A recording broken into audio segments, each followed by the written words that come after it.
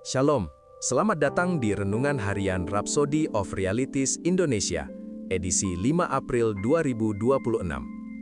Judul renungan hari ini adalah Dialah Tuhan Yesus. Ayat Alkitab pembukaan kita terdapat dalam Wahyu 1 ayat 17 yang berbunyi, "Ketika aku melihat Dia, tersungkurlah aku di depan kakinya, sama seperti orang yang mati.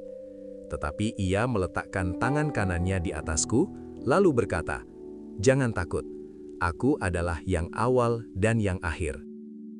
Untuk berjalan bersama Tuhan Yesus dan benar-benar melayaninya, engkau harus mengenal siapa Dia sebenarnya. Engkau tidak dapat menghormatinya jika engkau tidak mengenalnya. Engkau tidak dapat mengasihinya jika engkau tidak mengenalnya. Seringkali, cara sebagian orang menyebut namanya mengungkapkan apakah mereka benar-benar mengenali identitas ilahinya dan kekuasaannya yang tertinggi atau tidak. Sebagai contoh, setelah kebangkitan dan kenaikannya, tidak seorang pun yang berbicara kepadanya menyebutnya Yesus. Mereka menyebutnya Tuhan Yesus. Dia adalah Tuhan Yesus. Itulah sebutan yang diberikan oleh mereka yang benar-benar bertemu dengannya. Perhatikan Saulus dari Tarsus. Ia dijatuhkan oleh kuasa ilahi di jalan menuju Damsik dan berkata, "Siapakah engkau Tuhan?"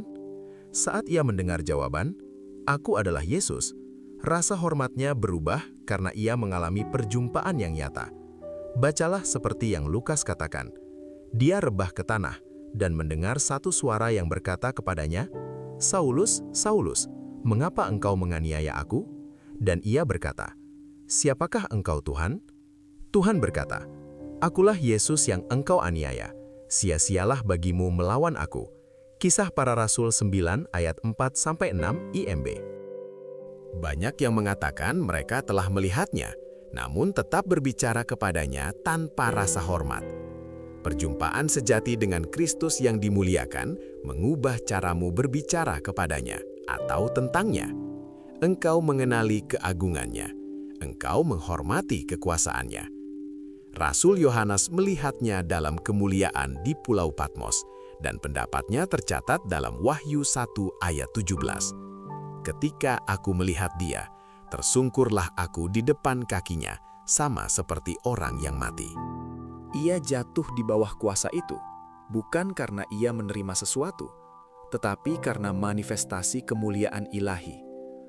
Kemudian sang guru meletakkan tangannya di atasnya dan mengucapkan berkat, "Jangan takut, aku adalah yang awal dan yang akhir. Inilah Kristus yang dimuliakan." Ibadahmu, ucapanmu, dan hidupmu hendaknya mencerminkan penghormatan tertinggi, kekaguman terdalam, dan rasa hormat yang paling besar kepadanya. Dialah Allah yang Maha Besar dan Juru Selamat kita Yesus Kristus, yang telah menyerahkan dirinya bagi kita untuk membebaskan kita dari segala kejahatan dan untuk menguduskan bagi dirinya suatu umat, kepunyaannya sendiri yang rajin berbuat baik. Titus 2 ayat 13-14. Dia adalah Tuhan atas segala sesuatu, dan Tuhan atas langit dan bumi. Kisah Para Rasul 10 ayat 36, Kisah Para Rasul 17 ayat 24. Mari kita bersama-sama berdoa. Ya Tuhan Yesus yang terkasih, aku bersyukur kepadamu karena Engkau telah menyingkapkan kekuasaan dan kemuliaan-Mu kepada jiwaku. Ibadahku, perkataanku, dan hidupku mencerminkan kehormatan terbesar, kekaguman terdalam, dan penghormatan tertinggi kepada keagungan-Mu, kebesaran-Mu yang tak tertandingi, kekuasaan-Mu, kemuliaan-Mu yang besar, dan pemerintahan-Mu yang kekal. Amin. Untuk lebih mendalami dan mengerti renungan kita pada hari ini, baca juga ayat-ayat berikut ini. Filipi 2 ayat 9-11. Kisah Para Rasul 9 ayat 4-6. Wahyu 1 ayat 17-18. Jangan lupa untuk membagikan renungan ini kepada teman, saudara, dan kenalan kalian, supaya mereka juga diberkati dengan firman yang ada di dalamnya. Dan jika Anda belum menerima keselamatan atau belum menerima Kristus secara pribadi dan ingin menikmati kehidupan Kristus dalam dirimu, inilah saatnya bagimu. Mari ucapkan dengan kesungguhan hati doa berikut ini. Ya Tuhan Allah, aku datang kepadamu dalam nama Yesus Kristus. Firman-Mu mengatakan, barang siapa yang berseru kepada nama Tuhan akan diselamatkan.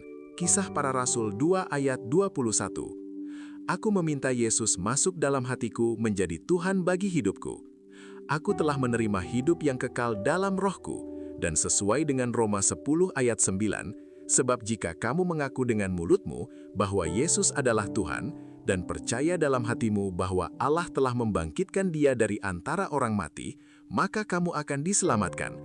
Aku menyatakan bahwa aku telah diselamatkan. Aku lahir kembali, aku adalah anak Tuhan. Sekarang aku memiliki Yesus yang tinggal dalamku, dan lebih besar roh yang ada dalamku daripada yang ada dalam dunia. 1 Yohanes 4 ayat 4. Saat ini dengan sadar aku berjalan dalam kehidupan yang baru dalam Yesus Kristus. Haleluya! Selamat, kamu sekarang telah menjadi anak Tuhan. Akhirnya, sampai jumpa pada renungan harian berikutnya di kemudian hari. Tuhan Yesus memberkati. Amin.